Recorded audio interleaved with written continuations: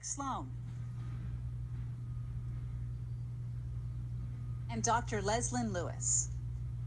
And make sure that we fund those home care services so that seniors can be in their homes for longer periods of time. We also need to increase palliative care and long-term care and foster a culture of respect in this country for the aged. Thank you, Do Dr. not impose euthanasia on these seniors because some of them feel compelled to just relieve suffering from the system and from their family members, and we need to make sure that we support them. Thank you, Dr. Lewis. I believe that the children are the future. We need to just teach them well and let them lead the way. I want to be Prime Minister because I want the country that I grew up in to be here for my children. And I was very concerned in the last few years, the last 5 years, I've seen this country take a turn. I've seen the diminishment of the Canadian dream, Max, and I want that dream for you. I want you to have a future that I had, Max. I am proud to be a Canadian. Max, I'm concerned when I see people telling Canadians that they should not be proud. I want you to be proud of your country, Max. Max, the fabric of our nation is just being torn apart, and even provinces are threatening to leave our great confederation. Debt is piling up. That debt you will be responsible for, Max, and I want to make sure that we take responsible steps so that you have a bright future, the same way that I have a bright future. And so that, Max, you could have the dream of one day standing here and one day potentially running to be the Prime Minister of this country. And in order for that to happen, Max, we need to make sure that we have strong economic policies, that we care about our vulnerable, that we protect our children, that we maintain our environment, and that we create a strong future for children like yourself, Max, because you are our future, and your life and your progress and your health and your well-being is important to us. Your parents have authority to raise you in accordance with their values and their beliefs, Max, because they're the ones that are pushing you through life. Governments do not love children, Max. Parents love children, and as such, governments should not interfere with your parents' authority to make sure that they give you the best life. In addition, Max, we are seeing our democracy just being undermined, our democratic values. Max, I will uphold fundamental principles, your freedom of religion, your freedom of belief, your freedom of conscience, and your freedom of association. Max, I believe that as a government official, we are elected to serve you, Max, and I will make sure that we will always respect your rights. We also have to be compassionate because one day, Max, your parents are going to be elderly and they are going to be in a position where they may not be able to take care of themselves. And we have to value the contribution that they have made to our society. And we must take care of our vulnerable, including even the environment, Max, because the environment is something that we have to sustain for your generation and generations to come. I agree with you, Dr. Lewis, and I just would like to add that one thing that's important to me, Max, is the way in which we're selling out Canada piece by piece. And one important issue that I believe resonates in the GTA and other areas is the degree to which our housing values have exploded over the last years and essentially decade. And for me, we've taken a look at the numbers and we've seen that our immigration levels in this country are actually higher than the average for developed nations. We've taken a look at the number of new Canadians that are settling in the GTA. We're seeing that the supply and the demand are out of whack when it comes to new housing units that come onto the market. So we've taken a look at that and we've said we should reduce the number of immigrants so that we can have housing that is affordable.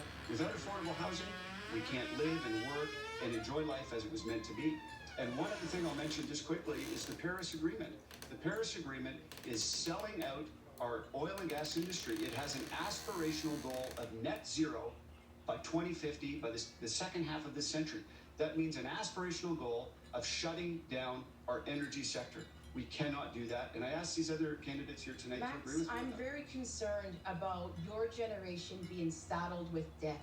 I think it's irresponsible for government to saddle future generations with debt. And that's why, Max, it is very important for us to have strong fiscal policies. My policies will make sure that future generations like yourself are not indebted, Max, so that you have a fair opportunity and so that you can have the same chance to succeed that I've had to succeed, Max, And part of those... in every society. And unfortunately, Canada is no exception. But we have to distinguish between individual racism and systemic racism. Many people respond to the question of systemic racism by saying, I'm not a racist. That is individual racism. That shows evil intent. So systemic racism, we have to understand, is something very different. It deals with outcomes that are negative. And so when we look at the system, we can assess and we can say that we have had residential schools in Canada, and that has led to a negative outcome.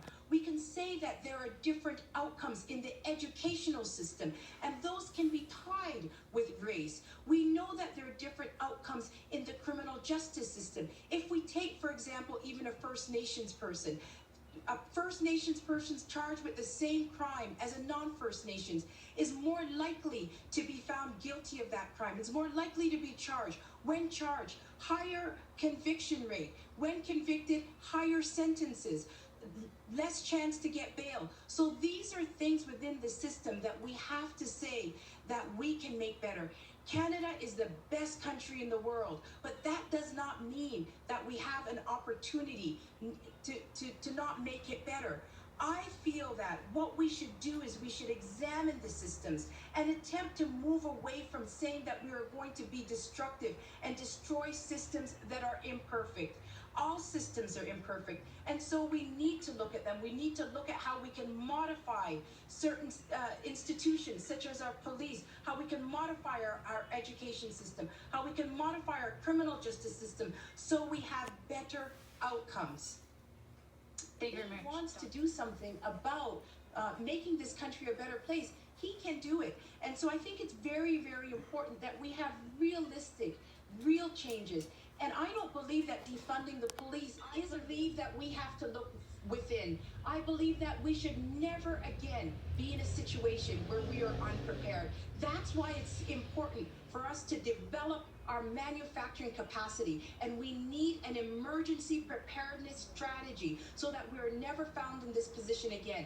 We need to make sure that governments are responsible for our health and safety, and that they're in a position where we have confidence in their planning ability. We should not be caught off guard again, and we need to rediscover our manufacturing sector. And that's why we need to provide tax incentives for companies to be able to produce these essential equipment like respirators, like gloves, like masks.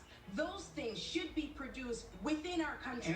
And if we do not have those companies, we're going to make sure the environment is a very, very critical part of our platform, of our ability to win the next election. And with the education in environmental studies, I have an authenticity that I offer and that Canadians can see because I've taken the time to get educated on this very, very important issue.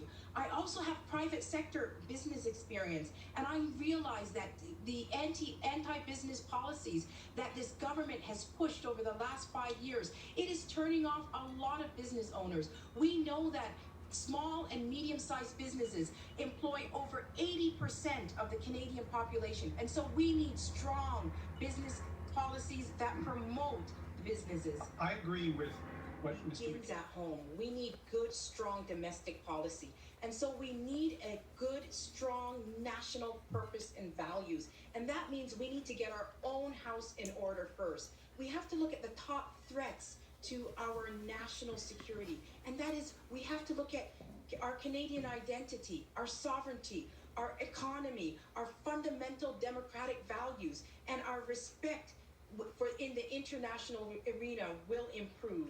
I also feel that we have to look at the unfair trade practices that we've seen, and we have transitioned from an amicable trade partner to an adversarial trade partner with many countries, and COVID has brought home that reality.